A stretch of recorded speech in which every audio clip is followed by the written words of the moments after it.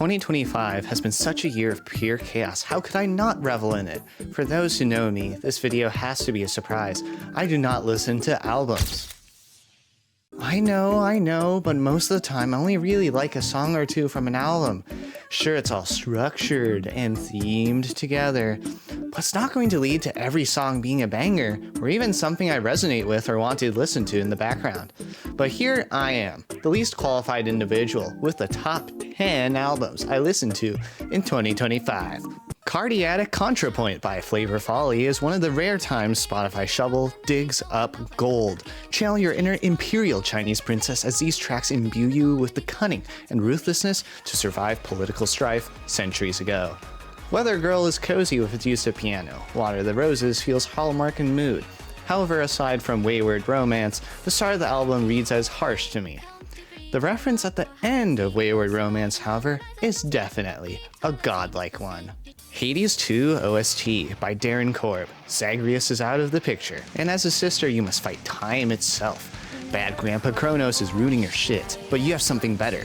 The gods of Olympus on your side. The music is once again perfectly on theme, including the boss fight songs, which one boss sings. Great narrative connectivity there. We're shouting out the music which plays in the final zone, starting off with purpose before transitioning perfectly without fail once you reach the final shop. This game's wild and can't be tamed. Venus by Zara Larsson. Thanks to Just Dance 2023, we probably have the best American pop song I've heard all decade, or general pop? Appa 2? More like Appa trash. Love Story? More like Woe Story. This album opens with the single most motivational pop song I've heard all decade. Can't Tame Her comes up, and I wipe the floor in Just Dance, putting in my all.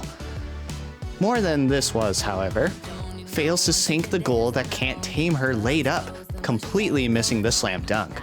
Shifting the tone too far in the opposite direction to really make sense to me. On My Love feels like nostalgia bait for those who enjoyed 2010's music and or YouTube at that time, a la Starships Will Make You Fly. Just like how the first song cannot be tamed, you also cannot tame Huntrix. K-Pop Demon Hunters OST by the K-Pop Demon Hunters cast. Sony's animation studio continues to make brilliant movies. Was it a blunder they sold the movie to Netflix? Yes, but we get some of the best movie soundtracks have to offer. How it's done cements the feeling of domination by skill and power. It's the most underrated song in my opinion. Soda Pop, while sounding hollow, is good narrative connectivity there, but it does stay in your head for a long time. Golden, in my opinion, is overrated. I feel like Golden, yes, it's a powerful statement piece, but I feel like how it's done should have taken the cake there. I do like that Golden is really dynamic, but it feels hollow to me like the Sasha Boys.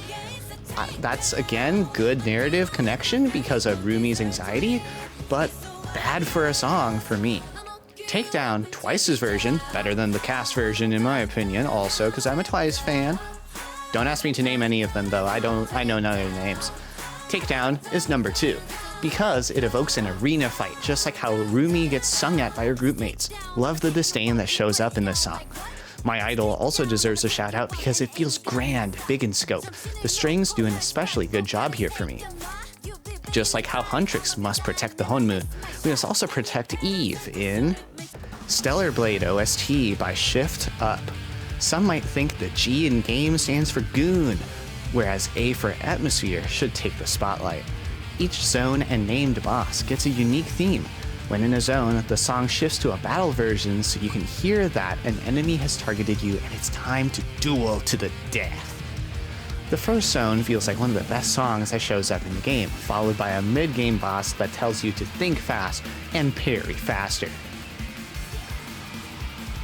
Technically, you can also parry in Hollow Knight OST by Christopher Larkin.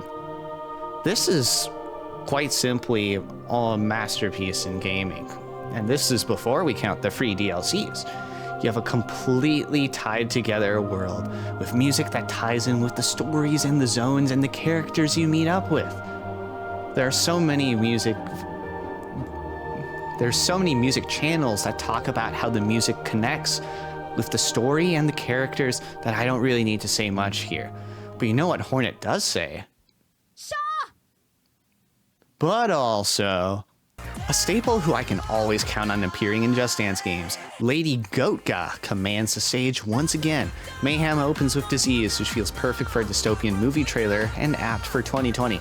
Abracadabra is cemented for me because I heard it in Japan, even combined with appearing in the most recent Just Dance game, and even though the music video is kinda nonsensical, not gonna lie, no idea what she was cooking there, I feel like she almost burnt the pan, but the kooky instrumental in the chorus more than makes it up for it of tying the whole thing together. Plus, that instrumental shows up in the bridge again. Mwah. Garden of Eden sounds like it's going to be a fun song, but then they repeat the title like 6 times, bringing it back to grunge, a la New York City. Killa definitely deserves to be a Hollywood blockbuster insert song though. Somehow Zombie Boy reminds me of a high school friend who's the biggest Lady Gaga fan I know of, which feels a little sad because it feels like me and her live in different universes. Which is, yep. How Bad Do You Want Me feels too simple to garner 5th most Spotify plays on the album? What in the heck is the internet thinking here? It feels like we're digging up the sad vibes of the 80s to 90s VHS era. Now, you thought the internet was snorting something with that song? Well, how about Die With a Smile? What in the focus is Spotify snorting? Oh, it's that song, the If the World Was Ending, I Wanna Be Next to You. Oh, God. Oh, brother. This is where I'm going to get flamed. I'm sorry, but it's another sad yet hopeful love song. If you like those songs, great, cool. I don't. Sure, adding Bruno Mars gives it bonus power and star cred, but I listen to music to be motivated, not to be sad or lovey-dovey. Who does that?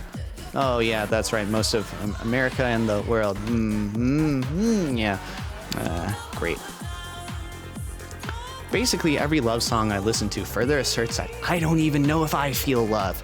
I do not think I'm aromantic though, because I would like to believe in the chance that I have the capacity to love and be loved by other people, romantically specifically. But I have zero evidence to prove it for myself as a zero relationship haver. Very cool. Plus, it's also existential too. The song, I mean, not just me being forever single like a Pringle, but I have intensified existential depression since I went to Grand Marais in 2024, and I do not want music feeding into it. Still, 4 times the amount of plays compared to the number 2 most played song on this album? Whack. I would rather not think about the end of the universe.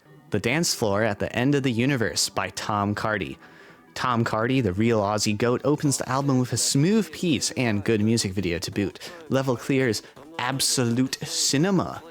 Driving, strong, video game sound effects. This is easily my favorite song here. This is what I want music to be. Die With a Smile, more like die in a car crash. Level clear is really the next level of what music should be. Hot Shit features the best vocoding with something that uplifts the melancholic soul. Perception Check getting most plays makes sense, even if the actual song is like 90 seconds at most. But I love D&D, it gets a pass, sure. Don't Touch My Ladder really deserves more attention with how much punchy the chorus is. 3 Hours of a Close-Up Magician is a sleeper pick, second or third to last placed song on the album. What's wrong with the internet? Sure, it's a bit more rap and simple than the other songs, but it's easily the funniest or second funniest song on the album. Plus, Close-Up Magician abbreviated is really funny. The only people I could see not liking this album are people who don't like rap music in general. It's like that online guy who hates rap music but loves video game soundtracks. Could you imagine being that person? Could you imagine putting a video game soundtrack ahead of a rap album on a top 10? Hollow Knight Silk Song OST by Christopher Larkin. I played Hollow Knight back in January, and I played Silksong right when it came out. 3 people was all it took to make the game series, and mainly 1 person did the whole soundtrack. Just like in the first Hollow Knight, location, character, and enemy tell a story with every song. The boss songs fill you with purpose, egging you to keep on fighting and come back a little bit better when you die. Each town is filled with a melancholy, not because of the erosion from time, but this time from a haunting force driving citizens to madness. The goat from Hollow Knight returns. Nice. Returning characters and motifs. Double nice. The same brilliant storytelling weaved into songs. Triple nice. 心中完美的那个他，奈斯。 To Be Hero X OST, To Be Hero X. Coming in with the nicest album of 2025 I listened to, we have the singular best anime I've seen all year. China, with the help of Japan, has done it. They've made Peak. Each song in the background decisively augments each hero's arc, and there's 10 of them, highlighting each of their positive and negative moments. Hiroyuki Sawano brings his A-game for the opening and some insert songs. Like, holy crap, did he cook with this OST more than any other anime he's worked on. Paragon plays in one of the best fight scenes I've ever seen of all time. Inertia is literally how I want to handle life. Jeopardy is also me for real, coming in during critical turning points of trust and determination. Is a perfect accompaniment to my number 2 favorite anime of all time. Now, that was my top 10 albums I've listened to in 2025, so of course you gotta comment down below as to why you disagree with me or why you even agree. Because that's right, an anime OST took number 1, a video game OST took number 2. There's only like 3 real albums on this list, if we ignore OSTs, and I mean, if you can kind of count K-Pop Demon Hunter, sure. But, you know, maybe I am right. Big bang boom, stopping all the crime in a nick of time. Big bang. I just didn't think it would be Chinese, is all.